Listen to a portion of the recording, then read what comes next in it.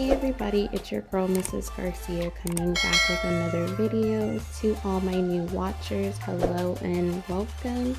Today I'll be doing a request video from one of my YouTube friends, Chef King Fresh.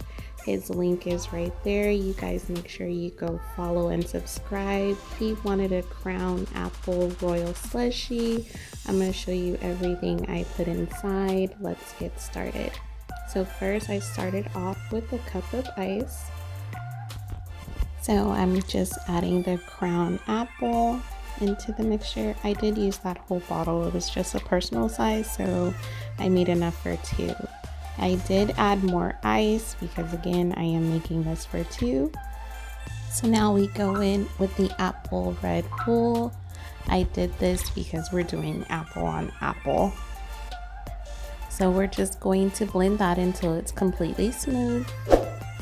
Make sure you guys hit that subscribe button and hit the bell notification as well. Okay, you guys, this slushy is complete. I'm just going to add this to my mason jar.